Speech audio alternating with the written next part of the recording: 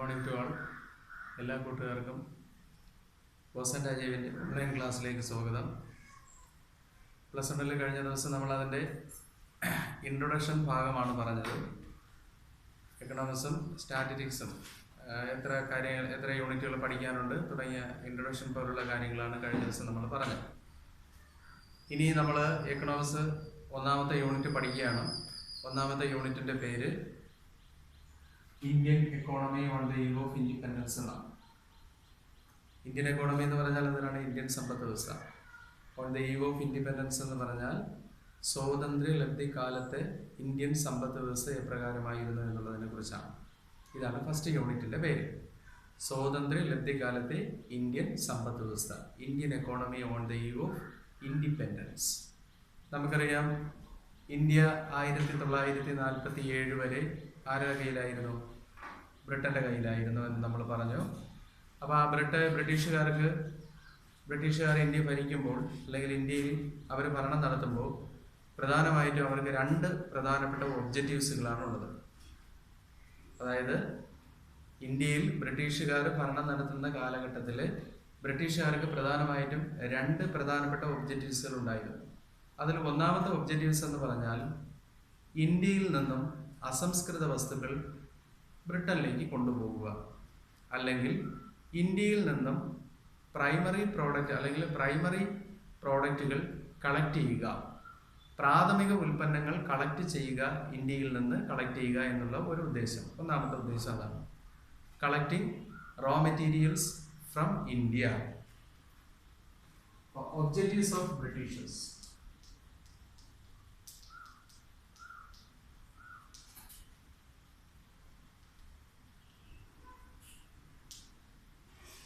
അതെ, ഒന്നാമത്തെ എന്തിനാണ്? Collecting raw materials from India. ഇന്ത്യയിൽ നിന്നും അസംസ്കൃത വസ്തുക്കൾ ശേഖരിക്കുക. എന്താണ് അസംസ്കൃത വസ്തുക്കൾ എന്ന് പറഞ്ഞാൽ? ഏതെങ്കിലും ഒരു ഉൽപ്പന്നം നിർമ്മിക്കാൻ ആവശ്യമായ, അല്ലെങ്കിൽ ഉൽപ്പന്നങ്ങൾ നിർമ്മിക്കാൻ ആവശ്യമായിട്ടുള്ള അതിൻ്റെ ആദ്യ രൂപത്തെയാണ് നമ്മൾ അസംസ്കൃത വസ്തുക്കൾ എന്ന് പറയുന്നത്. ഇപ്പോൾ ഉദാഹരണത്തിന് പേപ്പർ. അപ്പോൾ അത് മുള എന്ന് പറയുന്ന ഒരു സാധനത്തെ പൾപ്പാക്കി അങ്ങനെയൊക്കെയാണ് എന്ത് ചെയ്യുന്നത്? ഈ പേപ്പറിൻ്റെ നിർമ്മാണ പ്രവർത്തനം നടക്കുന്നത്. അപ്പോൾ അതുപോലെ ഒരു ഉൽപ്പന്നം നിർമ്മിക്കാൻ ആവശ്യമായിട്ട് അതിന് ഇൻപുട്ട് വേണം. ഇൻപുട്ട് എന്ന് പറഞ്ഞാൽ അതിൻ്റെ റോ മെറ്റീരിയൽസ്, അല്ലെങ്കിൽ അതിൻ്റെ അസംസ്കൃത വസ്തുക്കൾ, നിവേശങ്ങൾ എന്നൊക്കെ നമ്മൾ പറയാം. അപ്പോൾ അങ്ങനെയുള്ള സാധനങ്ങൾ ഇന്ത്യയിൽ നിന്നൊക്കെ ശേഖരണം നടത്തുക. പക്ഷേ പ്രൊഡക്ഷൻ എവിടെ അല്ല നടക്കുന്നത്? ഇന്ത്യയിലല്ല നടക്കുന്നത്. കാര്യം എന്ന് പറഞ്ഞു കഴിഞ്ഞാൽ അതെന്താണ് എന്നുള്ളതിനെ കുറിച്ച് നമ്മൾ പിന്നീട് പറയും. ഉൽപാദനം എന്ന് പറയുന്നത് ഒരിക്കലും ഇന്ത്യയിലല്ല നടക്കുന്നത്. പകരം അതെവിടെയാണ് നടക്കുന്നത്?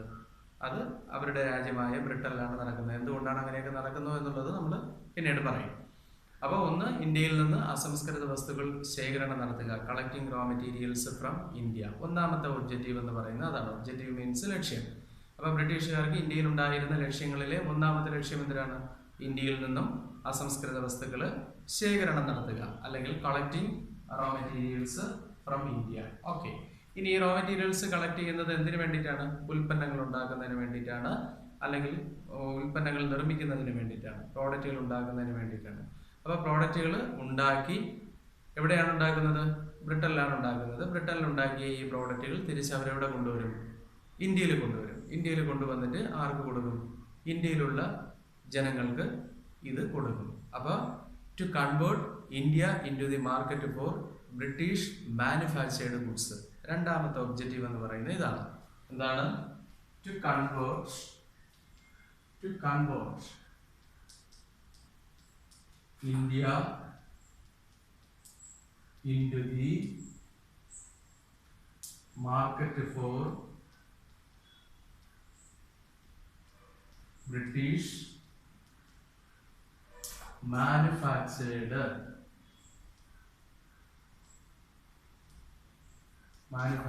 goods. ബ്രിട്ടന്റെ മനുഷ്യനിർമ്മിതമായ ഉൽപ്പന്നങ്ങൾ വിൽക്കുവാനുള്ള, അല്ലെങ്കിൽ അതിനെ മാർക്കറ്റ് ചെയ്യുവാനുള്ള, വിപണനം നടത്തുവാനുള്ള ഒരു ഭാഗമാക്കി അവരാരെ തിരിച്ചു? ഇന്ത്യയെ കൺവേർട്ട് ചെയ്യുക എന്ന് പറഞ്ഞാൽ മാറ്റുക. അപ്പൊ ബ്രിട്ടീഷുകാരുടെ നിർമ്മിത ഉൽപ്പന്നങ്ങൾ വിൽക്കുവാനാവശ്യമായ മാർക്കറ്റായി ഇന്ത്യയെ എന്ത് ചെയ്തു? മാറ്റി. അപ്പൊ to convert India into the market for British manufactured goods. അപ്പൊ ഈ രണ്ട് പോയിന്റുകൾ വളരെ പ്രധാനപ്പെട്ടതാണ്. What are the 10 objectives of Britishers in India? അതായത് ഇന്ത്യയിൽ ബ്രിട്ടീഷുകാർക്ക് ഉണ്ടായിരുന്ന രണ്ട് പ്രധാനപ്പെട്ട ഒബ്ജക്റ്റീവ്സുകൾ എന്തൊക്കെയാണെന്നുള്ളത് പരീക്ഷയ്ക്ക് ചോദിക്കും. അപ്പൊ ആ ഒബ്ജക്റ്റീവ്സുകൾ ഇതുപോലെ പറയണം. ഒന്നാമത്തേതിലാണ് collecting raw materials from India. Collect ചെയ്യുക എന്ന് പറഞ്ഞാൽ ശേഖരിക്കുക. റോ മെറ്റീരിയൽസ് എന്ന് പറയുന്നത് അസംസ്കൃത വസ്തുക്കൾ. എവിടെ നിന്നാണ് ശേഖരിക്കുന്നത്? From India. ഇന്ത്യയിൽ നിന്നും അസംസ്കൃത വസ്തുക്കൾ ശേഖരണം നടത്തുക. ഓക്കെ, അപ്പൊ ഒന്നാമത്തെ ഒബ്ജക്റ്റീവ് അതാണ്. യെസ്. ഇനി രണ്ടാമത്തെ ഒബ്ജക്റ്റീവ് എന്ന് പറയുന്നത് ടു കൺവേർട്ട്. കൺവേർട്ട് ചെയ്യുക എന്ന് പറഞ്ഞാൽ മാറ്റുക അല്ലെങ്കിൽ പരിവർത്തനം നടത്തുക. To convert India. ആരെ മാറ്റി? ഇന്ത്യയെ മാറ്റി. Into the market. വിപണനത്തിലേക്ക് മാറ്റി. എങ്ങനെ? For British manufactured goods. ബ്രിട്ടീഷിന്റെ മാനുഫാക്ചേർഡ് ഗുഡ്സ്. മാനുഫാക്ചേർഡ് ഗുഡ്സ് എന്ന് പറഞ്ഞാൽ മനുഷ്യനിർമ്മിതമായിട്ടുള്ള ഉൽപ്പന്നങ്ങൾ. അപ്പൊ ആ മനുഷ്യനിർമ്മിതമായിട്ടുള്ള ഉൽപ്പന്നങ്ങൾ വിൽക്കുവാനുള്ള ഒരു വിപണിയാക്കി അല്ലെങ്കിൽ ഒരു കമ്പോളമാക്കി ആരെ മാറ്റി? ഇന്ത്യയെ മാറ്റി. ഈ രണ്ട് പോയിന്റ് വളരെ ഇമ്പോർട്ടൻ്റ് ആണ്. What are the 10 objectives of the Britishers in India, അല്ലെങ്കിൽ what are the objectives of Britishers during the colonial period. Colonial കാലഘട്ടം എന്നാണ് നമ്മൾ ഇതിനെ വിശേഷിപ്പിക്കപ്പെടുന്നത്. കോളനി വൽക്കരണ കാലഘട്ടം എന്നാണ് നമ്മൾ ഇതിനെ വിശേഷിപ്പിക്കുന്നത്.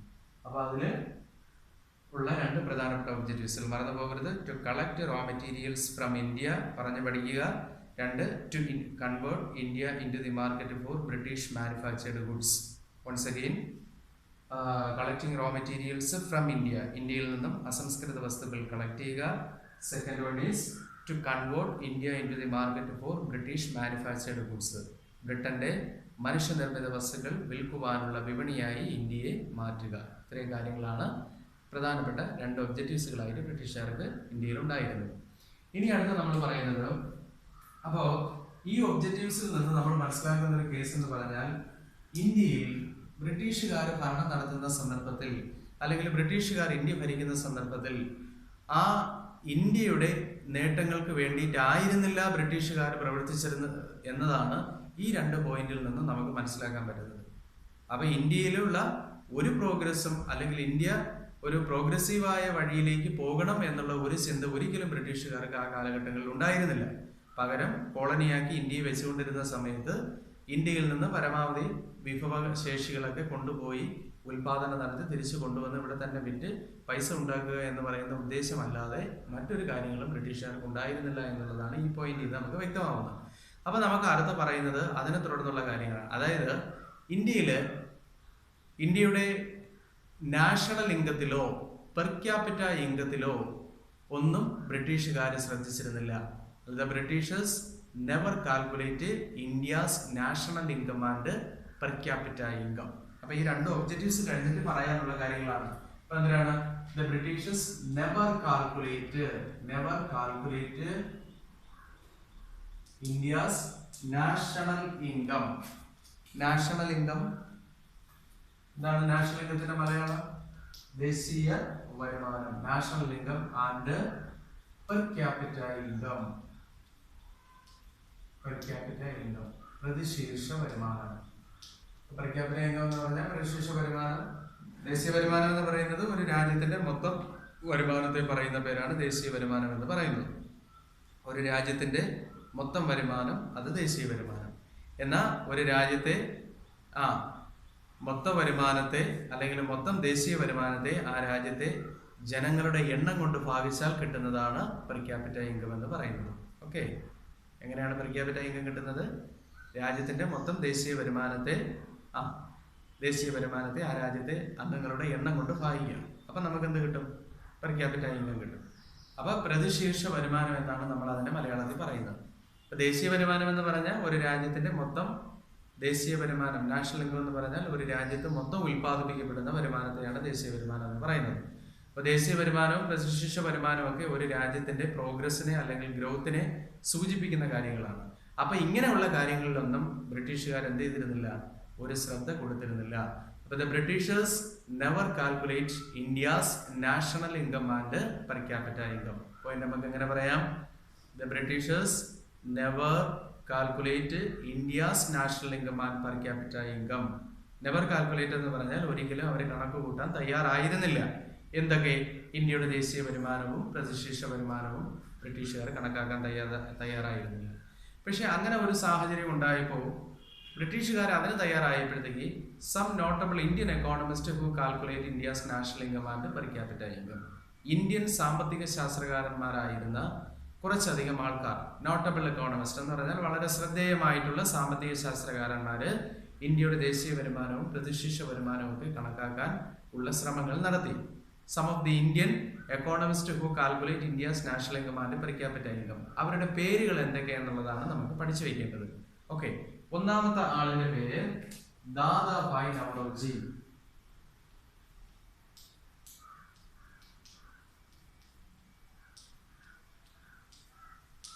ഒന്ന് ദാദാഭായ് നവറോജി, രണ്ട് ഫ്രണ്ട്ലി ഷിറാസ്,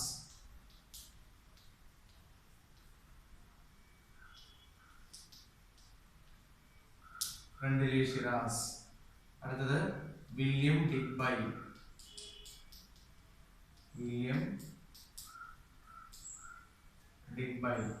അടുത്തത് VK RV റാവോ, അടുത്തത് RC ദേശായി. തുടങ്ങിയ ഇവരെ പോലുള്ള പ്രമുഖരായിട്ടുള്ള ഇന്ത്യൻ സാമ്പത്തിക ശാസ്ത്രകാരന്മാരാണ് അന്ന് ഇന്ത്യയുടെ ദേശീയ വരുമാനം കണക്കാക്കാനായി പരിശ്രമിച്ച ആൾക്കാർ. അതിൽ ഈ പറയുന്ന വ്യക്തികളിൽ ഏറ്റവും പ്രധാനപ്പെട്ട ആളാണ് ആരെന്ന് പറയുന്നത് ദാദാഭായ് നവറോജി. പേര് മുന്നേക്ക് നിങ്ങൾ കേട്ടിട്ടുണ്ടാവും. ദാദാഭായ് നവറോജി എന്ന് പറയുന്നത് ഇന്ത്യൻ സാമ്പത്തിക ശാസ്ത്രത്തിന്റെയും ഇന്ത്യൻ പൊളിറ്റിക്കൽ സയൻസ് എന്ന് പറഞ്ഞാൽ രാഷ്ട്രതന്ത്ര ശാസ്ത്രത്തിന്റെയും ഒക്കെ പിതാവായിട്ട് നമ്മൾ അറിയപ്പെടുന്നത് ആരെയാണ്? ദാദാഭായ് നവറോജിയാണ്. ഇന്ത്യൻ സാമ്പത്തിക ശാസ്ത്രത്തിന്റെയും ഇന്ത്യൻ പൊളിറ്റിക്സിന്റെയും പിതാവ് എന്നറിയപ്പെടുന്നത് ദാദാഭായ് നവറോജിയാണ്. അതുപോലെ തന്നെ അദ്ദേഹത്തിന് മറ്റൊരു വിശേഷണമുണ്ട്. അദ്ദേഹം grand old man of India, ഇന്ത്യയുടെ വന്ധ്യവയോധികൻ എന്ന പേരിലൊക്കെ അറിയപ്പെടുന്ന വ്യക്തിയും ആര് തന്നെയാണ്? ദാദാഭായ് നവറോജി തന്നെയാണ്. അപ്പൊ നമ്മൾ എന്തൊക്കെ പറഞ്ഞു? ഇതൊക്കെയാണ് പറഞ്ഞത്. The Britishers never calculate India's national income and per capita income. ബ്രിട്ടീഷുകാർ ഇന്ത്യയുടെ ദേശീയ വരുമാനമോ പ്രതിശീർഷ വരുമാനമോ ഒന്നും കണക്കാക്കാൻ തയ്യാറായിരുന്നില്ല. അങ്ങനെ ഒരു സാഹചര്യം വന്നപ്പോഴത്തേക്ക് some of the Indian economist, അതായത് കുറച്ചധികം ഇന്ത്യൻ സാമ്പത്തിക ശാസ്ത്രജ്ഞന്മാർ calculate India's national income and per capita income. അതിൽ പ്രധാനപ്പെട്ട ആൾക്കാരാണ് ദ ഇമ്പോർട്ടന്റ് എക്കോണമിസ്റ്റ് പ്രധാനപ്പെട്ട ആൾക്കാരാണ് ആരൊക്കെ എന്ന് പറയുന്നത്? ദാദാഭായ് നവറോജി, രണ്ടാമത്തെ Findlay Shirras, William Digby, RC Desai, VK RV Rao, RC Desai. ഈ 5 പേരുകൾ പ്രധാനമായിട്ടും പഠിച്ചു വെച്ചാണ്. അതിൽ ഇദ്ദേഹത്തിന്റെ പേരാണ് ഏറ്റവും പ്രധാനപ്പെട്ടത്, ദാദാഭായ് നവറോജി. ഓക്കെ, ഓടോ നോട്ട് എന്നൊക്കെ പറയുന്ന ഒറ്റയാനെ കണ്ടെത്തി ആൻസർ ചെയ്യുക എന്നൊക്കെ പറയുന്ന ഒരു ടൈപ്പ് ക്വസ്റ്റ്യൻ ഒക്കെ വരുമെങ്കിൽ അതിൽ ഈ കാര്യങ്ങളൊക്കെ ഉൾപ്പെടുത്തിയിട്ടായിരിക്കും ചിലപ്പോൾ ചോദിക്കുന്നത്. ഇത്രയും പേര് ഉൾപ്പെടുത്തിയിട്ട് വേറൊരു സാമ്പത്തിക ശാസ്ത്രകാരന്റെ പേര് കൂടി ഉൾപ്പെടുത്തിയിട്ട് അതിൽ ഒറ്റപ്പെട്ടത് ആരാണെന്ന് കണ്ടുപിടിക്കുക. അങ്ങനെയൊക്കെയുള്ള ടൈപ്പിലുള്ള ക്വസ്റ്റ്യൻസിലാണ് ഇതിന് വരുന്നത്. ഓക്കെ, അപ്പൊ ഇത്രയും കാര്യങ്ങൾ ഒന്നുകൂടി ഞാനൊന്ന് പറയാം, ശ്രദ്ധിച്ചിരിക്കുക. അപ്പൊ നമ്മൾ പറഞ്ഞത് Indian economy on the eve of independence എന്ന് പറയുന്ന ചാപ്റ്ററാണ്. അതിനകത്ത് നമ്മൾ പറഞ്ഞത് ബ്രിട്ടീഷുകാർക്ക് ഇന്ത്യയിൽ ഉണ്ടായിരുന്ന 2 ഒബ്ജക്റ്റീവ്സുകൾ എന്തൊക്കെയാണ്? What are the 2 main objectives of Britishers in India? അതിൽ ഒന്നാമത്തെ ഒബ്ജക്റ്റീവ് എന്ന് പറയുന്നത് collecting raw materials from India, ഇന്ത്യയിൽ നിന്നും അസംസ്കൃത വസ്തുക്കൾ ശേഖരണം നടത്തുക. 2, to convert India into the market for British manufactured goods, ബ്രിട്ടന്റെ നിർമ്മിത വസ്തുക്കൾ വിൽക്കുവാനുള്ള വിപണിയാക്കി ഇന്ത്യയെ മാറ്റുക. ഓക്കെ, അപ്പൊ ഈ 2 ഒബ്ജക്റ്റീവ്സിലാണ് ഉണ്ടായിരുന്നത്. ഇനി നമ്മൾ പറഞ്ഞത് the Britishers never calculate India's national income and per capita income. ഇന്ത്യയുടെ ദേശീയ വരുമാനമോ പ്രതിശീർഷ വരുമാനമോ കണക്കാക്കുവാൻ ആര് തയ്യാറായിരുന്നില്ല? ബ്രിട്ടീഷുകാരെ തയ്യാറായിരുന്നില്ല. അപ്പൊ അങ്ങനെ ഒരു സാഹചര്യം വന്നപ്പോഴത്തേക്ക് ഇന്ത്യയിൽ എന്ത് പ്രോഗ്രസ് ഉണ്ടായി അല്ലെങ്കിൽ എന്ത് ഉയർച്ച ഉണ്ടായി എന്ന് അറിയുന്നതിന് വേണ്ടിയിട്ട് ഈ പറയുന്ന കാര്യങ്ങളൊക്കെ നമുക്ക് കാൽക്കുലേറ്റ് ചെയ്തേ പറ്റും. അതിന് ബ്രിട്ടീഷുകാർ തയ്യാറാവാത്തത് കൊണ്ട് some of the Indian economist who calculate India's national income and per capita income during that time, ആ പറയുന്ന കാലയളവിൽ ഇന്ത്യയുടെ ദേശീയ വരുമാനങ്ങളൊക്കെ കണക്കാക്കിയ ആൾക്കാരാണ് ഏറ്റവും പ്രധാനപ്പെട്ട ആൾക്കാരാണ് ദാദാഭായ് നവറോജി. നവറോജി. പറഞ്ഞ് പഠിക്കുക പേര്. Dadabhai Naoroji, Findlay Shirras, William Digby, VKRV Rao, RC Desai പോലുള്ള ആൾക്കാർ. ഓക്കെ, ഇത്രയും കാര്യങ്ങളൊക്കെയാണോ? ഇതൊക്കെ ജസ്റ്റ് ഒന്ന് കുറിച്ച് വെച്ചോളുക. പ്രധാനപ്പെട്ട പോയിന്റ്സുകളാണ്, ജസ്റ്റ് ഒന്ന് കുറിച്ച് വെച്ചോളുക. ഇനി നമ്മൾ അടുത്തതായി പഠിക്കുന്നത് ഇന്ത്യയിൽ ബ്രിട്ടീഷുകാർ, അതായത് ബ്രിട്ടീഷുകാർ ഭരണം നടത്തിയിരുന്ന പ്രധാനപ്പെട്ട മേഖലകൾ ഏതെല്ലാം. ഒരുപാട് മേഖലകളിൽ ബ്രിട്ടീഷുകാർ ഭരിച്ചു. ഇന്ത്യൻ അഗ്രികൾച്ചർ, ഇൻഡസ്ട്രി, ട്രേഡ്, അതുപോലുള്ള ഒരുപാട് മേഖലകളിൽ, ഇപ്പോൾ occupational structure, demographic condition, infrastructure പോലുള്ള മേഖലകളിലെല്ലാം തന്നെ ബ്രിട്ടീഷുകാർ ഇന്ത്യയിൽ കുറേയധികം സംഭാവനകൾ നൽകി, കോൺട്രിബ്യൂഷൻസുകൾ നൽകി. പക്ഷെ ആ കോൺട്രിബ്യൂഷൻ, സംഭാവനകൾ എന്ന് പറയുന്നത് ഒരിക്കലും ഇന്ത്യൻസിന് വേണ്ടിയിട്ടായിരുന്നില്ല. ബ്രിട്ടീഷുകാരുടെ ഇവിടുത്തെ ഭരണവും അവരുടെ ആവശ്യങ്ങളും മുൻനിർത്തിക്കൊണ്ടാണ് ഈ കാര്യങ്ങളൊക്കെ ഇവിടെ അവർ ചെയ്യുന്നത്. ഓക്കെ, അതിൽ ആദ്യമായിട്ട് അവർ ഇന്ത്യയിൽ ഭരണം നടത്തിയ, അല്ലെങ്കിൽ ഇന്ത്യയിൽ ബ്രിട്ടീഷുകാർ കൈകടത്തിയ ഒന്നാമത്തെ മേഖലയാണ് അഗ്രികൾച്ചറൽ സെക്ടർ എന്ന് പറയുന്നത്. അഗ്രികൾച്ചറൽ സെക്ടർ,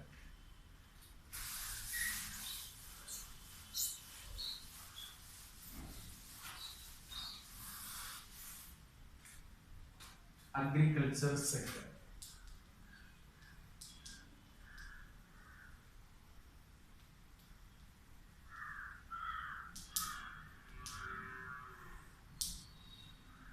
അഗ്രികൾച്ചർ എന്താണ്?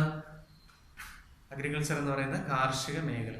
അപ്പൊ അഗ്രികൾച്ചർ സെക്ടറിൽ ഇന്ത്യയിൽ ബ്രിട്ടീഷുകാർ എങ്ങനെയാണ് ഭരണം നടത്തിയിരുന്നത് എന്നുള്ളതാണ് നമ്മൾ ആദ്യമായി പഠിക്കാൻ പോകുന്നത്. ഒരുപാട് മേഖലകളുണ്ട് ഈ ചാപ്റ്ററിനകത്ത്, ഒരുപാട് കാര്യങ്ങൾ നമ്മൾ പഠിക്കും. ഒരുപാട് മേഖലകളിൽ ബ്രിട്ടീഷുകാർ ഭരണം നടത്തിയിരുന്ന മേഖലകൾ ഒരുപാടുണ്ട്. അഗ്രികൾച്ചർ, ഇൻഡസ്ട്രി, ഫോറിൻ ട്രേഡ്, അതുപോലുള്ള ഒരുപാട് കാര്യങ്ങളായിട്ട് നമ്മൾ പഠിക്കും.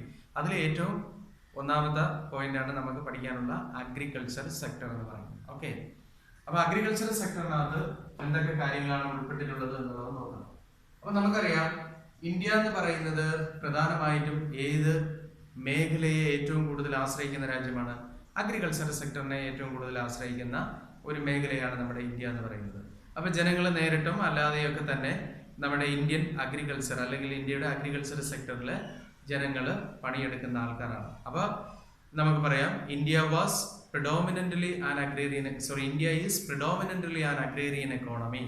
India is predominantly an agrarian economy. Predominantly an agrarian